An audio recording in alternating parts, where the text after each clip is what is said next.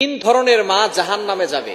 সকল মাই কিন্তু সকলের কাছে দামি, কিন্তু এমন কিছু মা আছে যে সকল মায়েরা সন্তানদের মাঝে ঝগড়া ফাসাদ সৃষ্টি করে দেয় এবং তারা নিজের স্বার্থের জন্য এমন কিছু কাজ করে যেটা আল্লাহ পাক রব্বুল আলামিন পছন্দ করেন না, নবীজি সাল্লাল্লাহু আলাইহি সাল্লাম পছন্দ করেন না।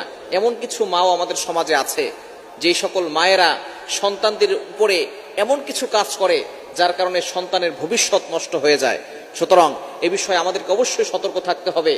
মা সকলের কাছেই দামি, মায়ের পায়ে নিচে আল্লাহ তাআলা সন্তানের বেহেশত রেখেছেন, এটা নবীজি সাল্লাল্লাহু আলাইহি ওয়াসাল্লাম নিজে বলে দিয়েছেন।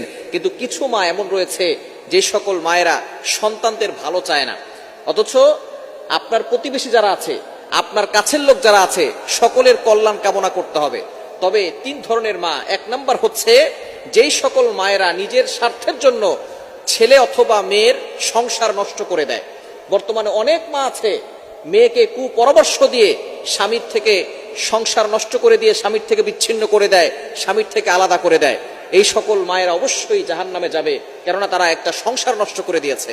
স্বামী স্ত্রীর সম্পর্ক হচ্ছে মহব্বতের সম্পর্ক। অবশ্যই মা হচ্ছে সকলের চেয়ে দামি, তবে স্বামী স্ত্রীর সম্পর্ক হচ্ছে মহব্বতের সম্পর্ক।